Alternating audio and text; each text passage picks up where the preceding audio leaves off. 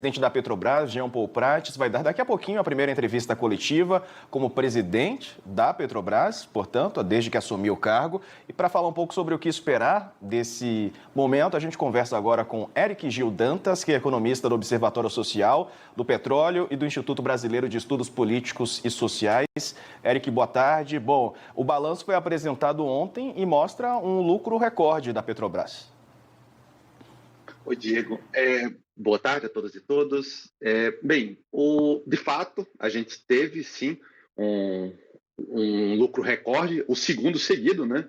2021 a gente já tinha tido um lucro recorde, mas é ainda baseado em preços muito elevados. Quando a gente analisa o preço tanto do barril de petróleo em reais, quanto a cesta de produtos derivados de petróleo vendidos pela Petrobras, são os maiores da história. Isso explica basicamente o resultado da Petrobras.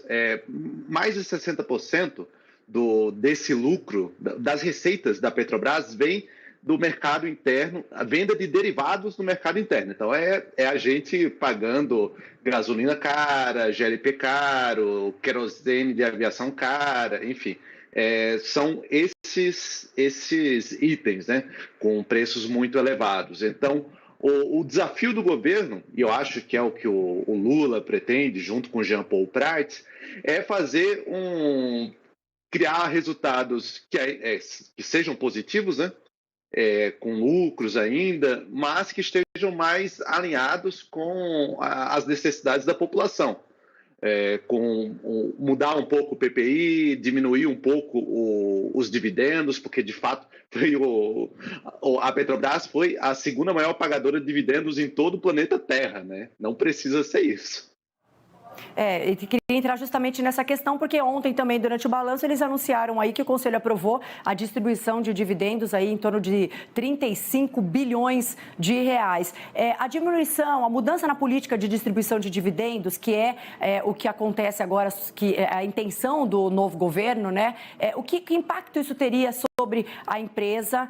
O que a gente pode esperar em relação ao mercado, por exemplo? O grande receio é que haja uma desvalorização da Petrobras diante dessa novidade, dessa mudança de distribuição. Qual o impacto que isso poderia ter? Bem, eu acho que esse pagamento de dividendos é muito elevado. Como eu falei, é o segundo maior de todo o planeta Terra para 2022.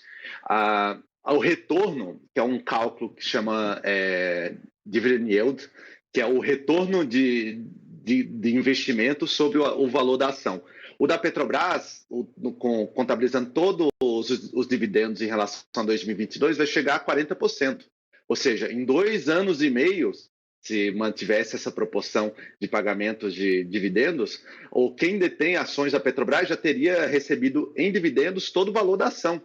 É algo muito, muito alto e que prejudica a empresa. Porque a Petrobras ela teve o maior lucro de sua história. Mas o seu nível de investimento é igual ao do início do século XXI, quando a Petrobras era muito menor. E isso tem uma relação direta, porque dividendos muito altos estão relacionados a baixo investimento. A Petrobras ela investiu menos de 10 bilhões de dólares em 2022. Esse valor chegou a 50 bilhões de dólares entre 2009 e 2013, em média, 2014 em média. Então, há vários desafios. A Petrobras precisa construir novas refinarias, precisa investir em transição energética e não faz porque está pagando dividendos. Nenhuma empresa no mundo paga mais dividendos do que teve de lucro, que é o que a Petrobras está fazendo em 2022 e o que ela praticamente fez em 2021, quando dos 105 bilhões de reais ela distribuiu quase 102 bilhões. É uma política que é ruim para a própria empresa. Claro que o mercado ele vai querer mais pagamentos de dividendos, mas já se sabe, desde que o Lula ganhou, que não vai ser essa política de dividendos que vai continuar a acontecer. E, consequentemente, provavelmente o mercado já precificou isso mesmo no ano passado, porque ninguém tinha a ilusão de que essa política seria mantida. Como você disse, né, Eric, não precisa ser nem 8 nem 80, dá para se chegar ao meio termo, até porque parte dos acionistas da Petrobras é a população brasileira, não é? O povo brasileiro, apesar de haver também outros acionistas, não é? Outros investidores, há de se pensar também na população brasileira quando as atitudes são tomadas. Tem como chegar ao meio termo nisso? Quer dizer, não desfavorecer investimentos na Petrobras, que também são importantes, geram emprego e enfim, são importantes para a nossa economia, mas também sem trazer esse lucro tão expressivo para os acionistas, né? Um lucro, como você disse, foi o segundo maior no mundo, né? Com maior dividendos. A segunda maior distribuição de dividendos do mundo. Isso. Em 2022. Tem como chegar ao Sim. meio termo? Eu acho que é isso aí, né? Eu acho que esse é o desafio, eu acho que é isso que a Petrobras vai procurar. Não é vender abaixo dos custos. Ninguém está pensando, ninguém está propondo que a Petrobras venda gasolina mais barata do que produziu. Inclusive, isso nunca aconteceu, nem no governo Dilma. Mas de diminuir um pouco, porque é muito.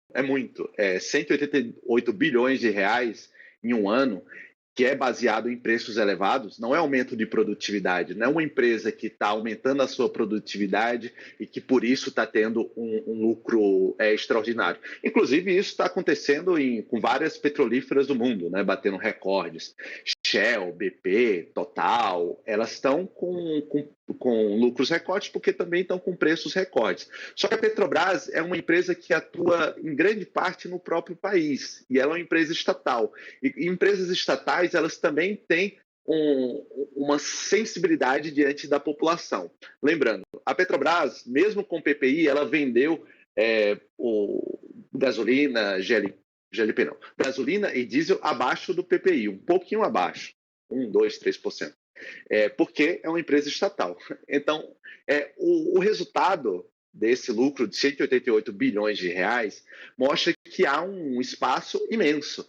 A Petrobras poderia vender combustíveis mais baratos, investir e ter a metade desse lucro, e mesmo assim seria um dos maiores lucros da história das empresas do Brasil.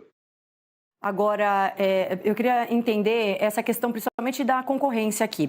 Primeiro que a mudança na divisão da distribuição dos dividendos não quer dizer que esse dividendo seria usado para subsidiar o combustível, né? Ele pode ser usado, assim como outras empresas, para investimento em usinas e outras questões da própria empresa, não necessariamente subsidiar o combustível aqui para o Brasil, né? Uma outra questão que a gente entra, justamente na questão do valor que você falou, de poder cobrar mais barato e ainda assim investir e ser lucrativa, a gente não tem um prejuízo em relação à concorrência interna? Por que teríamos investidores estrangeiros, por exemplo, aqui, investindo, se a Petrobras vai estar vendendo um combustível mais barato? Não vai ser mais difícil para esses investidores concorrerem? Eles não vão perder o interesse em investir aqui?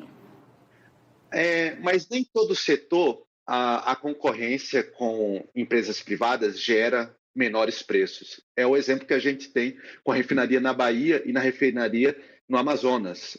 A privatização dessas refinarias, elas fizeram com que os preços de GLP, diesel e gasolina fossem maiores, aumentassem. O GLP no norte, na região norte, que é o dado da ANP, ele passou do mais barato para o mais caro do Brasil depois da privatização. Por quê? Porque a Petrobras ela é uma empresa integrada e que ela tem margem para absorver diminuições de preço muito mais elevadas do que qualquer outra empresa que atue aqui.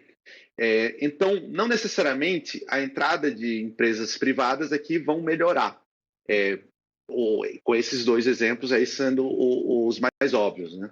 Então, eu acho que a Petrobras ela é uma empresa que faz com que ela, tendo a atuação tão grande assim, ela faz com que os preços no Brasil sejam menores do que seriam se tivesse um mercado privado e mesmo se tivesse mais concorrentes, né? Aqui a gente está com basicamente essas duas refinarias que foram privatizadas, também temos Manguinhos, né?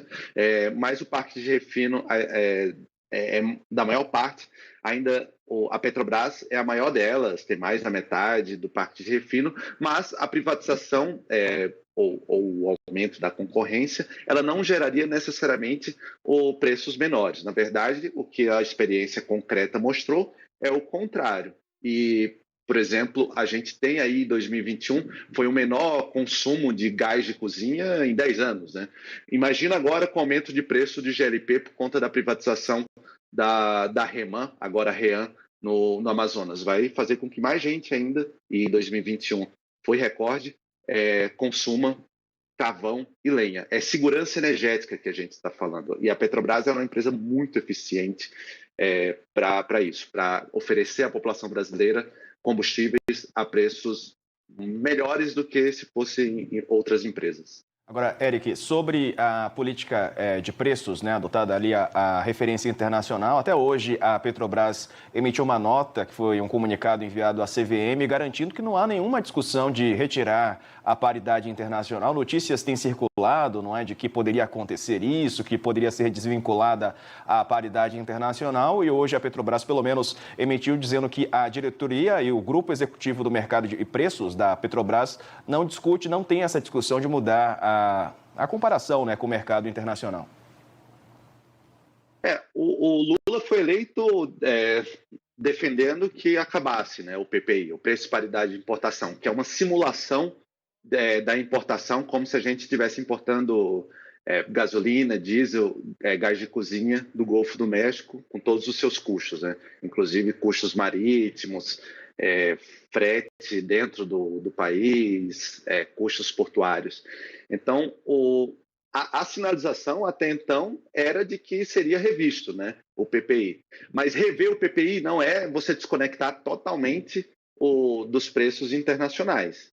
Até, novamente, como o Diego tinha perguntado, era ter um meio termo. Assim como a questão da política de dividendos pode ter um meio termo, pode utilizar parte das suas receitas para investir e não pagar todos esses dividendos, também o PPI pode ter um meio termo. Até porque a Petrobras ela também pode perder mercado, por exemplo, se ela quando ela coloca o PPI, porque aí ela pode perder mercado para outros importadores. Mas eu acho que o Jean Paul Prats, ele até agora ele sinalizou que vai fazer alguma coisa. Não necessariamente não desconectar totalmente do PPI, mas haverá alguma outra política de preços. Ele chegou a falar sobre a questão do colchão, né?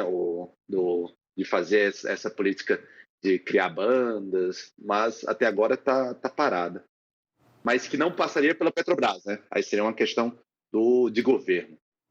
Pois é, vamos aguardar. Daqui a pouquinho, Jean Paul Prats, novo presidente da Petrobras, deve dar uma coletiva e trazer essas informações que o mercado todo, está dando ansioso. Obrigada, viu, pela sua participação.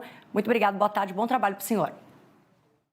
Obrigado, boa tarde. Obrigado, Eric. 3h28.